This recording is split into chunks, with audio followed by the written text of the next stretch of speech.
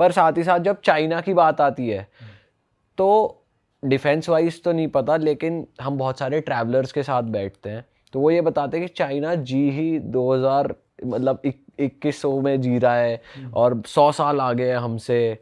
Defence wise भी ऐसी techniques वो लोग बना रहे हैं, ड्रोन्स इतने, हमने सुना है ऐसा कि मस्कीटो के जितने छोटे साइज के बॉम्ब्स वो प्रिपेयर कर रहे हैं।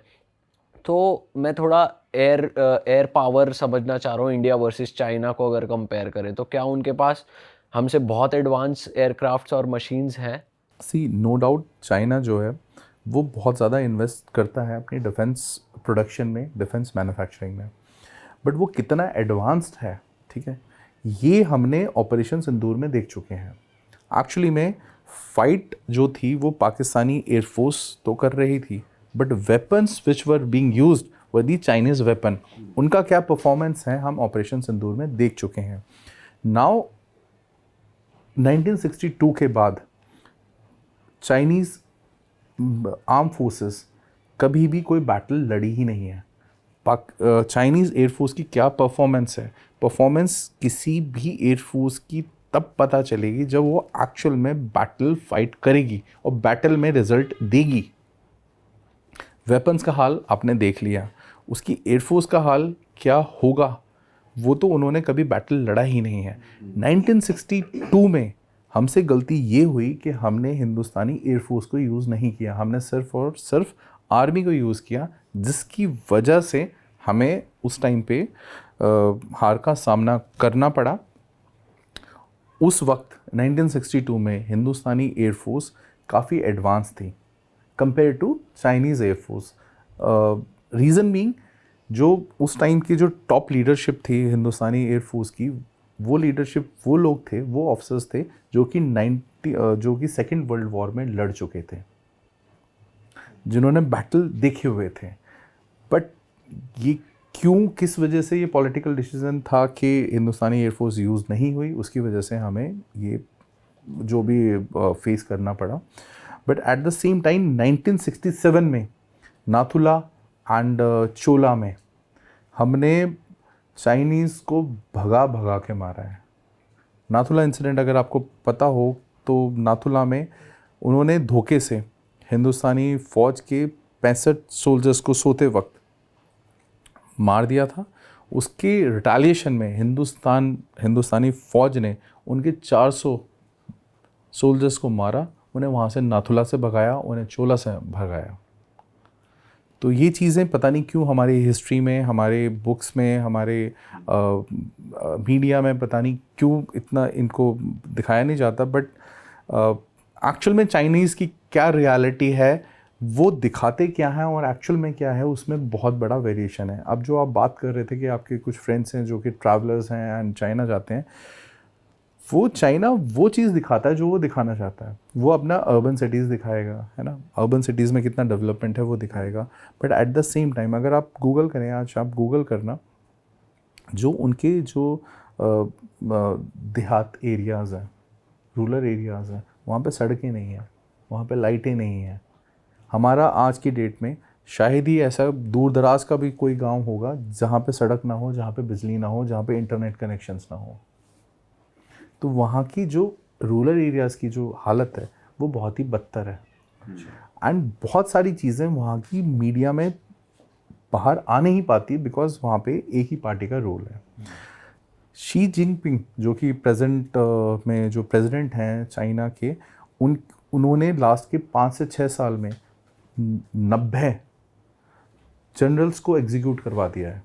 चाइना इस फ़ौज के 90 जनरल्स को एग्जीक्यूट करा दिया है, जो कि उनके अगेंस्ट, उनको लगता था कि ये मेरे अगेंस्ट खड़े हो सकते हैं।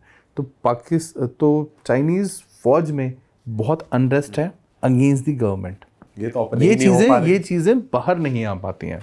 सर जैसे आपने नाथुला केस के बारे में बताया और आपने बैटल ऑफ हाइफा के बारे में बताया, कुछ ऐसे सैक्रिफाइस थे जिनके बारे में आपने बोला जिक्र कम हुआ है। तो मैं क्वेश्चन आपसे ये पूछना चाहता हूँ, ऑफ ऑल दीज ईयर जो आपने सर्व करे हैं, कुछ ऐसे इंसिडेंट्स या सैक्रिफाइसेस आपको लगता है कि जिनके बारे में जिक्र होना चाहिए था वो लेकिन बाहर निकल के नहीं है, अगर आप बता सकते हैं ऐसा कुछ हुआ है?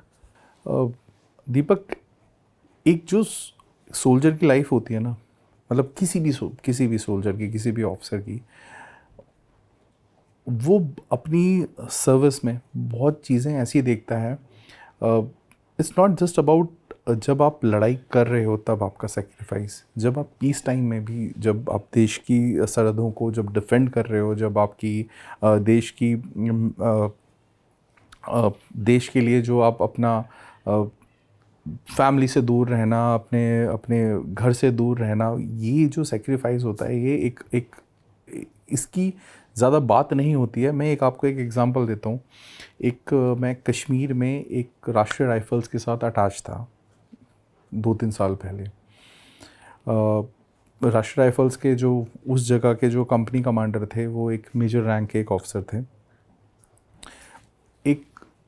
उस कंपनी की एक आगे फॉरवर्ड पोस्ट थी जो कि लगभग 4-5 किलोमीटर ऊपर थी, बिल्कुल एलसी के ऊपर। ओके। अब वहाँ पे एक नायक होता है, मतलब 6-7 साल की सर्विस वाला सिपाही, नायक रैंक का एक बंदा था। उसके घर से मैसेज आता है कि उसके फादर की डेथ हो चुकी है। उसको मैसेज पोस्ट पे पहुँचाया जाता है।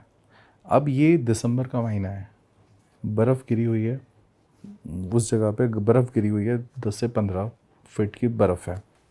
जो मौसम है वो बहुत ख़राब है, उस दिन बहुत सर्द हवाएं चल रही हैं। एंड अगर उस जवान को नीचे उतरने का एक ही तरीका है, उसको पैदल ऊपर से नीचे आना होगा। ओके।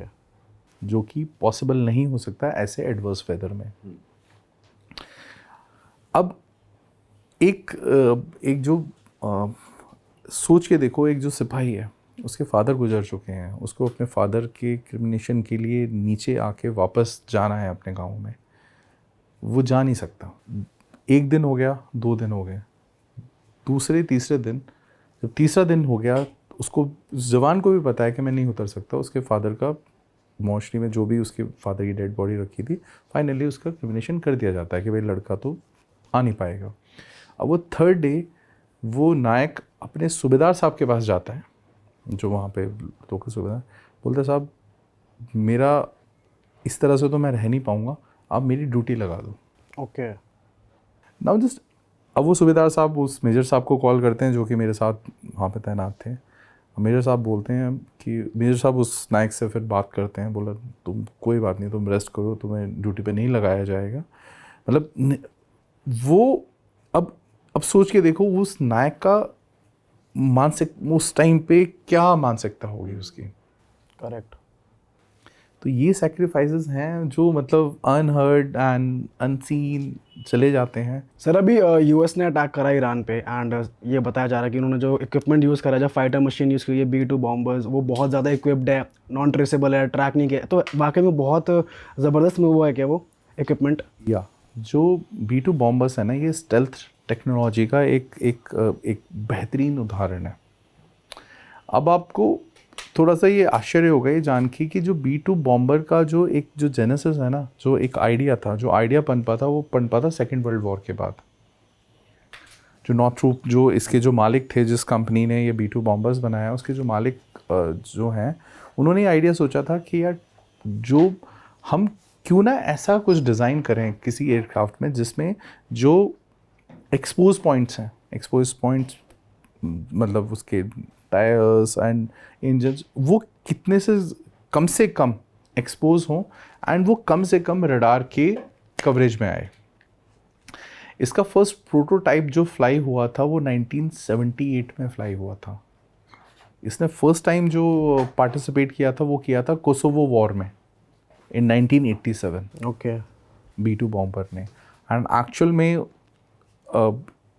इनको बनाया इसलिए गया था कि एक समय ऐसा आ गया था कि जब ये कोल्ड वॉर चल रहा था between Soviet union and America, तो ये था कि ऐसा कोई जहाज़ होना चाहिए जो कि अनडिटेक्टेड जा सके सोवियत यूनियन में, जहां इनको ड्रॉप करना पड़े अगर न्यूक्लियर आर्सेनल या कन्वेंशनल आर्सेनल, तो ये ड्रॉप करके अनडिटेक्टेड वापस आ सके।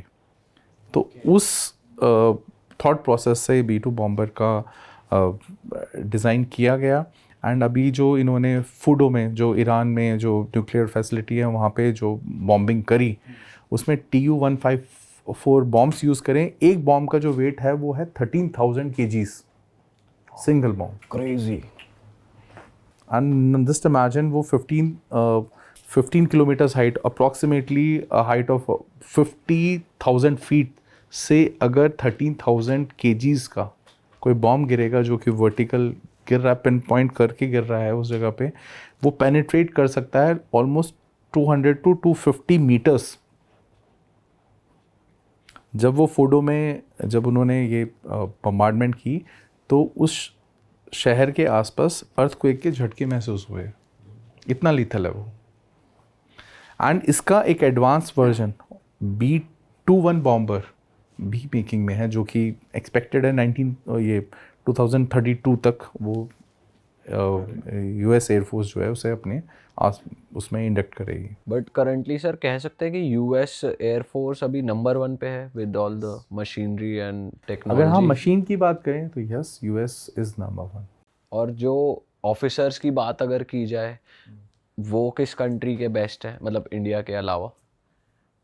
इंडिया के अलावा एज एन अगर इस तरह से बात की जाए तो even the Russians are good, even the Israeli pilots जो हैं उनका एक स्किल जो है वो, क्योंकि इजरायली पायलट्स ने काफ़ी वॉर्स में भी पार्टिसिपेट किया हुआ है, तो they are also really good. And the American pilots no doubt they are good. मतलब जो कंट्रीज़ अपनी ट्रेनिंग पे खर्च करते हैं, ट्रेनिंग पे ज़्यादा ध्यान देते हैं, उनका वॉर सिनेरियो में उनका जो परफॉर्मेंस है वो दूसरों के बनस्पत अलग दिखाई देता है।